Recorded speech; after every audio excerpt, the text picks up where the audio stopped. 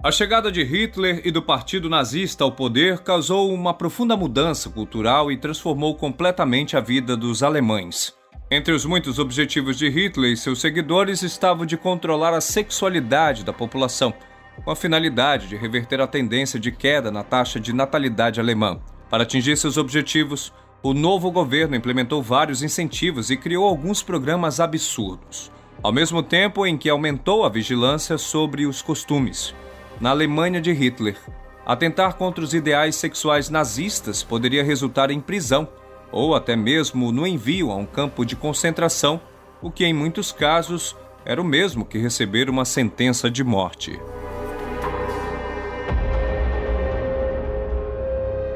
Antes de Hitler chegar ao poder, durante a década de 1920, a Alemanha vivia um período de relativa liberdade sexual, onde os valores tradicionais estavam sendo cada vez mais abandonados pela população.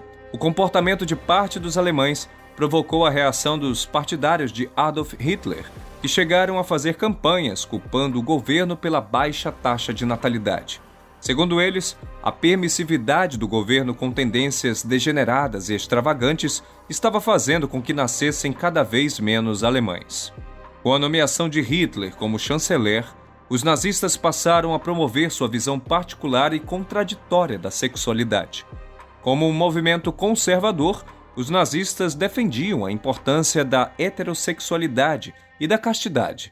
Porém, por outro lado, fomentavam traições e relações antes do casamento. O próprio Adolf Hitler nunca tornou público seus relacionamentos amorosos e, durante muito tempo, a população não sabia sequer da existência de Eva Braun, que foi sua parceira durante muitos anos. A ideia do Führer era passar a imagem de um homem casto, que não tinha nenhuma outra preocupação que não fosse a Alemanha. Hitler também estava convencido de que, caso a população feminina se inteirasse de seu relacionamento, deixaria de apoiá-lo. Para a ideologia nazista, a heterossexualidade era uma obrigação moral, pois era a única forma dos casais terem filhos para povoarem o Terceiro Reich e para garantir o futuro da raça ariana. O governo conservador associou as relações sexuais com finalidade de procriação a um fato patriótico, e o departamento de propaganda promovia a família tradicional, composta por mãe, pai e vários filhos, como modelo de família ideal para o regime. A família do ministro da propaganda Joseph Goebbels, com sua mulher e 6 filhos, foi utilizada como modelo em várias campanhas e os alemães eram incentivados a seguir esse exemplo. Era comum a divulgação das crianças brincando, ajudando a mãe nas tarefas domésticas e em companhia do tio Adolf, a forma carinhosa como as crianças se referiam ao Führer. Entretanto, para atingir o objetivo de aumentar a natalidade, os nazistas abriram mão de seus próprios princípios conservadores e incentivaram em muitos casos a prática de sexo antes do casamento ou fora dele. Durante o regime nazista, crianças, adolescentes e jovens até os 18 anos estavam obrigados a participar da juventude hitlerista, caso fossem do sexo masculino, ou da Liga das Moças Alemães, em caso de serem do sexo feminino. Eram realizados encontros entre os dois grupos e os líderes incentivavam os relacionamentos e o sexo entre os membros para aumentar o nascimento de bebês. O resultado foi o aumento no número de adolescentes grávidas durante a década de 1930, e a propaganda estatal passou a tratar as mães solteiras como um pilar da nova sociedade. Apesar de defender as famílias tradicionais, o governo criou uma lei para dar os mesmos direitos a filhos nascidos fora do casamento, uma medida que é considerada um incentivo às relações extraconjugais.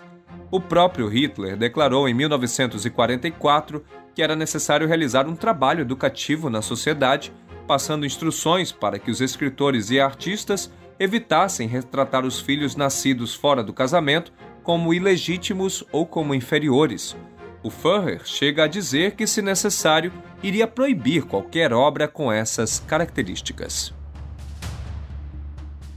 Uma troca de correspondência entre Martin Bormann, um alto dirigente nazista, e sua esposa mostram mais contradições.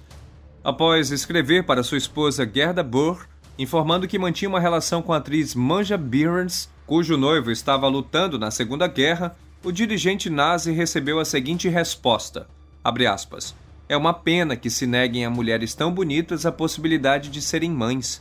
Você pode mudar isso, porém deve ficar atento para que ela tenha um filho em 1 ano e eu no seguinte. Dessa maneira você sempre terá uma mulher disponível. E ela ainda acrescentou: será bom que no fim da guerra seja promulgada uma lei que permita que homens saudáveis e válidos tenham 2 esposas. Fecha aspas. O marido então escreveu em outra carta que o Führer compartilhava da mesma opinião. Não se sabe ao certo se realmente Hitler era ou não favorável à poligamia, mas pelas cartas fica claro que ela era praticada e até bem vista por alguns.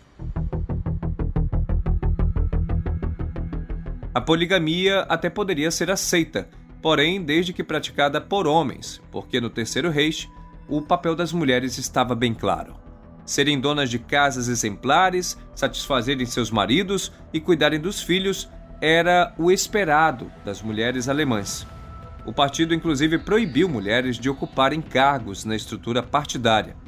Quanto à homossexualidade, os nazistas também tiveram uma política contraditória. Enquanto eram mais tolerantes com mulheres homossexuais, os nazistas perseguiram os homens que se relacionavam com outros homens. Antes da chegada dos nazis ao poder, a homossexualidade era considerada crime, porém não existia perseguições e inclusive existia uma próspera cultura gay no país. Com a ascensão nazista, a Gestapo preparou uma lista que ficou conhecida como Lista Rosa, que continha o nome de todos os gays de cada localidade. Com essas informações, nazistas passaram a invadir clubes e bares ligados à comunidade gay e prender frequentadores sem qualquer direito à defesa. A partir de 1939, a Gestapo começou a enviar esses prisioneiros para campos de concentração, com um triângulo rosa bordado no uniforme, lugares nos quais eram submetidos a várias humilhações e tormentos. Felizmente, o nazismo foi derrotado na Segunda Guerra, e esse modelo de governo que utiliza cada elemento da vida dos cidadãos para atingir seus objetivos fracassou. Se você gostou desse vídeo, tenho certeza que vai gostar desse que está aparecendo na tela. É só clicar. Muito obrigado por assistir até aqui. Abraços e até o próximo vídeo.